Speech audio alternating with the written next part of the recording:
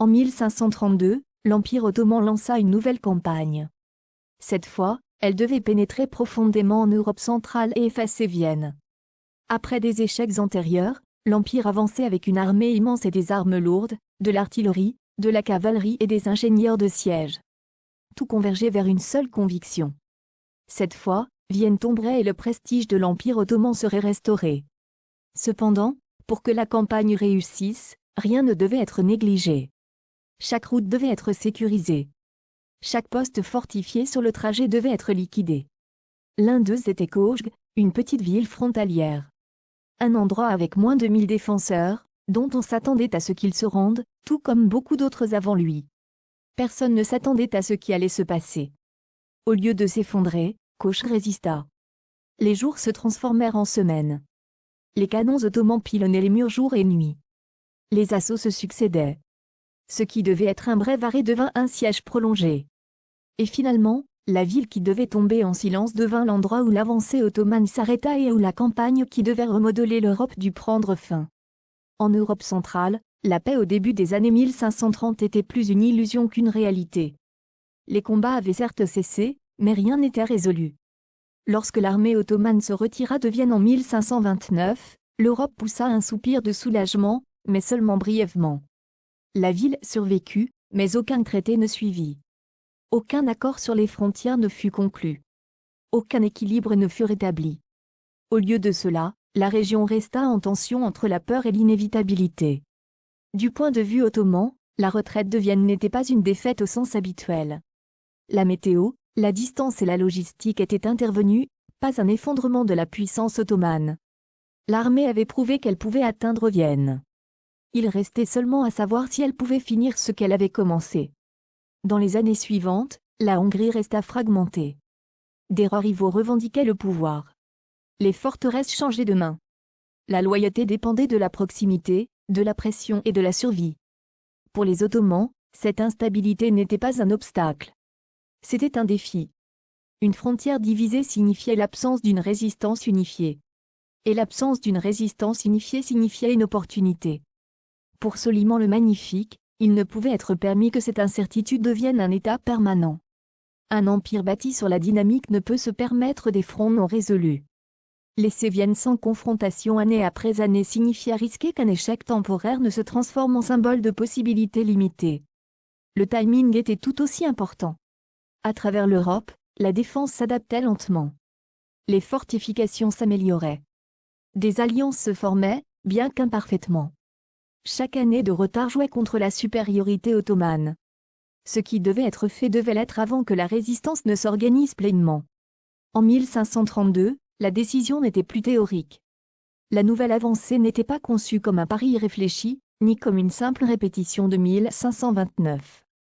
Elle était conçue comme une campagne dirigée visant à rétablir la domination le long de la frontière hongroise, à briser la résistance et à rouvrir la route vers l'ouest dans de meilleures conditions. Si l'on parvenait à exercer à nouveau rapidement une pression sur Vienne, l'Europe pourrait s'effondrer sous cet assaut. Les préparatifs commencèrent des mois avant que l'armée ne se mette en mouvement. Des ordres furent envoyés à travers tout l'Empire. Des unités se rassemblaient des provinces lointaines. Les ingénieurs préparaient l'équipement de siège. Les routes de ravitaillement étaient cartographiées, gardées et renforcées. Ce n'était pas le son d'un empire qui se presse. C'était le son d'un empire qui corrige une pause forcée. De l'autre côté de la frontière, ils comprirent ce qui arrivait bien avant que les bannières n'apparaissent. Les petites forteresses n'attendaient pas d'être sauvées. Elles attendaient l'impact. Leur tâche n'était pas de vaincre, mais de ralentir l'avancée et de forcer l'armée ottomane à dépenser du temps, des efforts et de l'attention là où elle pouvait le moins se le permettre. Parmi ces lieux se trouvait Kőszeg, connu des chroniqueurs occidentaux sous le nom de Gun. Elle n'était pas grande. Elle n'était pas fortement armée et n'aurait jamais dû faire face à la pleine force d'une campagne impériale. À l'approche de l'été, les colonnes ottomanes se mirent enfin en mouvement. L'avant-garde avançait en premier, éclaireurs, cavalerie et ingénieurs, qui vérifiaient les routes, sécurisaient les passages et nettoyaient le tracé. Derrière eux suivait le corps principal. Devant eux se trouvait la frontière. Et au bord de cette frontière attendaient de petites villes qui, bien que n'étant pas encore attaquées, manquaient déjà de temps. L'avancée ottomane en 1532 n'était pas un raid. C'était le mouvement de tout un empire en pleine force. L'objectif de la campagne était clair dès le début. Il ne s'agissait pas de pression ou de négociation. La route menait vers l'ouest et au bout de cette route se trouvait Vienne. L'intention était simple et définitive. L'atteindre, la briser et l'éliminer à jamais comme menace. Lorsque l'armée ottomane entra en Hongrie occidentale, son ampleur était écrasante. Les sources de l'époque diffèrent, mais la plupart décrivent une force comptant des dizaines de milliers, peut-être plus de 100 000 hommes, en incluant la logistique et les unités de soutien. Infanterie, cavalerie, artillerie, ingénieurs et colonnes de ravitaillement s'étendaient derrière l'avant-garde comme un État en mouvement. Une armée d'une telle taille ne pouvait tolérer de danger sur son flanc. La marche vers Vienne dépendait de routes sûres, de lignes de ravitaillement stables et d'une liaison constante.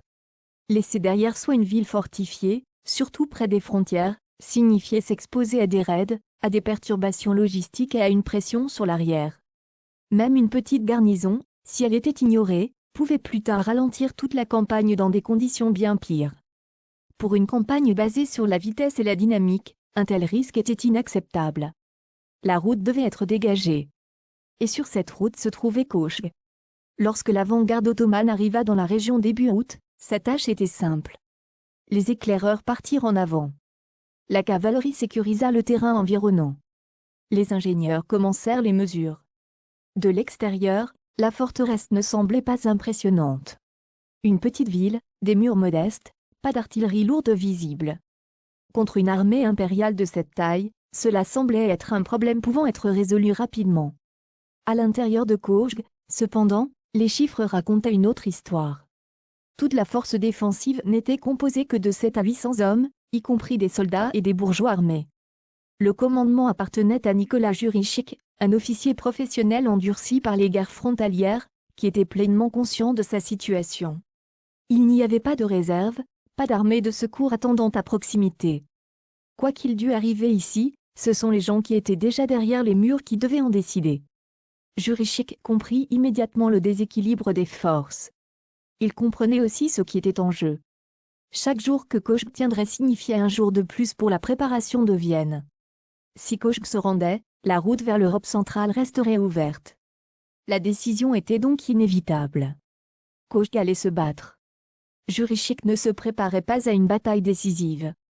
Il se préparait à l'endurance. Les portes furent fermées à temps. Les gardes furent délibérément placés de manière à ce que les éclaireurs ottomans les voient. L'intention n'était pas la provocation, mais un message clair. Cette forteresse n'ouvrira pas ses portes simplement parce qu'une grande armée est arrivée.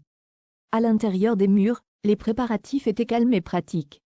Les armes furent vérifiées et redistribuées. La poudre et les munitions furent comptées et soigneusement allouées. Les sections faibles des murs furent renforcées avec du bois, de la terre et tout matériau disponible. Les civils furent organisés en groupes de travail. Certains portaient des provisions. D'autres réparaient les dégâts. D'autres nettoyaient les voies intérieures pour faciliter le mouvement. Quiconque était encore capable de travailler reçut une tâche. La panique était quelque chose qu'il ne pouvait pas se permettre. À l'extérieur des murs, la présence ottomane s'épaississait de jour en jour. Les camps s'étendaient. Les ingénieurs traçaient les futures positions de l'artillerie. Des messagers retournaient vers l'armée principale en approche avec la même conclusion. La forteresse est petite, mais les portes sont fermées et la garnison est sur le qui-vive. À la fin de cette phase, les deux parties comprenaient clairement la situation. Kauchg ne serait pas contourné et ne se rendrait pas à la première sommation. L'avant-garde ottomane termina sa reconnaissance. L'étape suivante serait la pression. La transition de l'observation à l'action ne fut pas dramatique. Elle fut délibérée. Une fois la décision prise de prendre Kauchg par la force, l'armée ottomane passa à un rythme familier. Les ingénieurs entrèrent en action les premiers. Les tranchées commencèrent à mordre la terre pouce par pouce, en zigzag pour réduire la menace venant des murs. Des remparts de terre s'élevèrent. Du bois fut traîné sur place.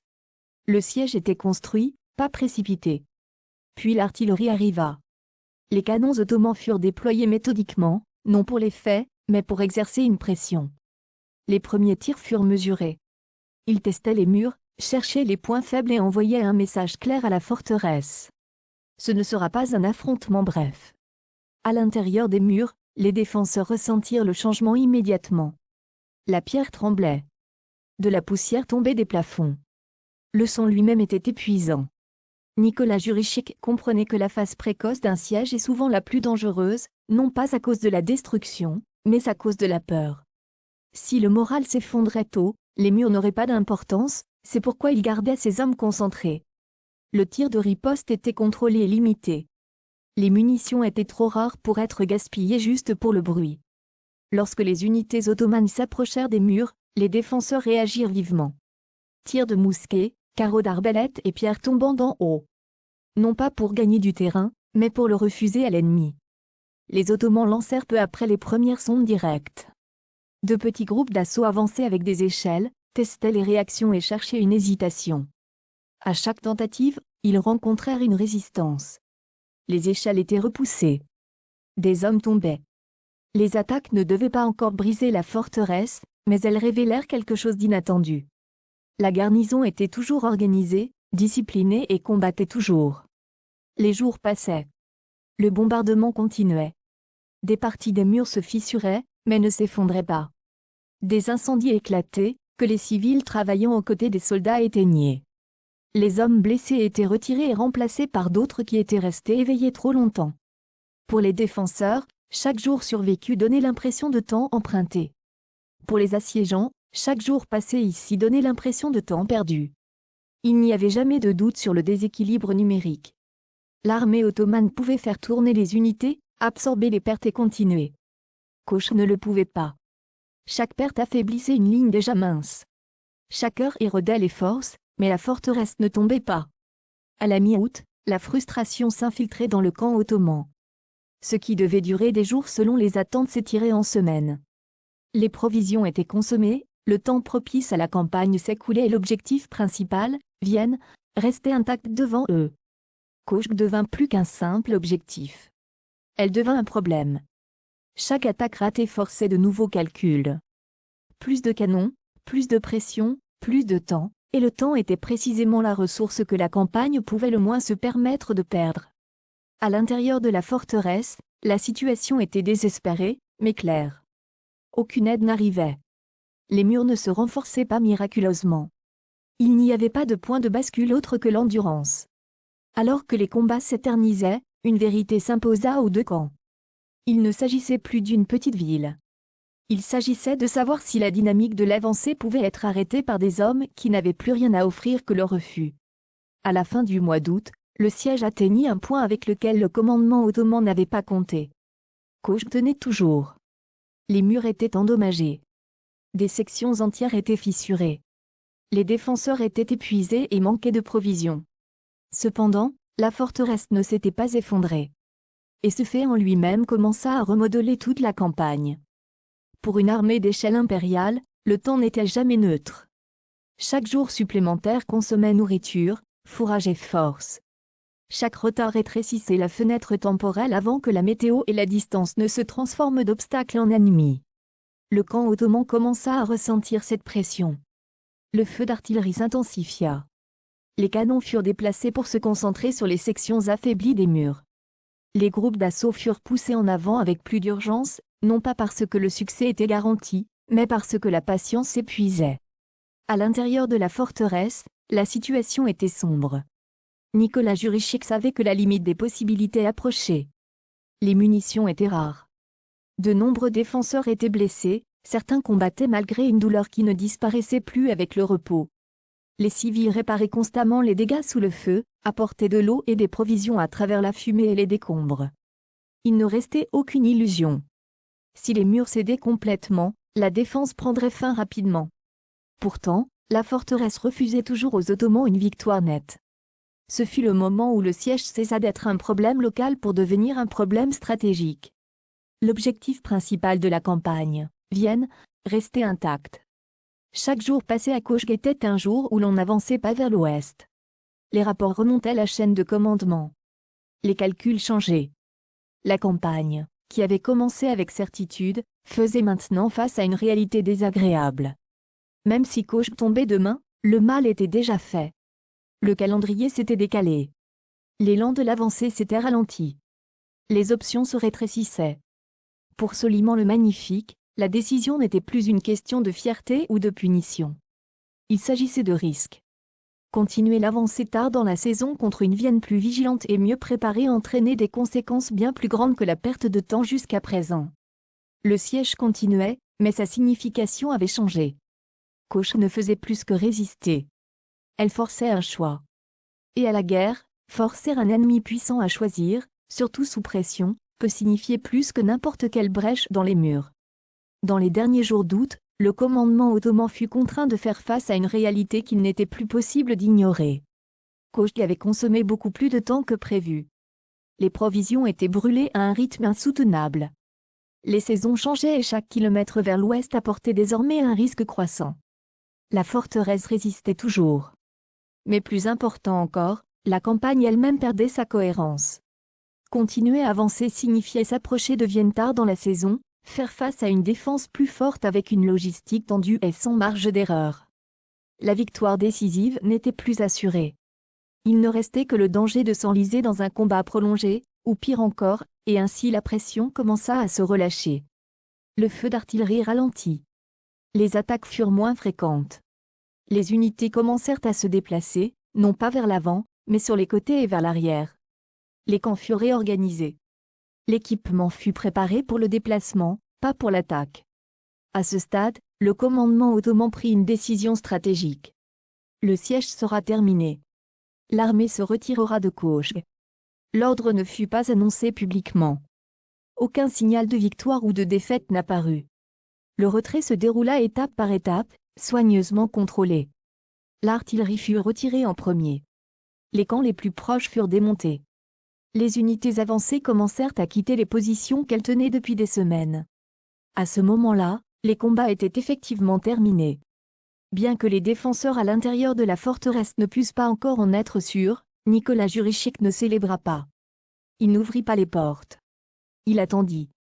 Ce n'est que lorsqu'il fut incontestablement clair que les forces ottomanes se retiraient de toute la zone que la vérité s'installa enfin. Le siège était terminé. Non par une victoire, non par une capitulation, mais par une retraite.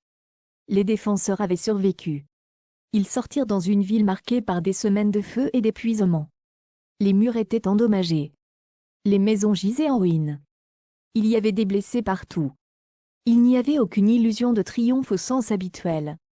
Ce qui restait, c'était la survie et la compréhension de son prix.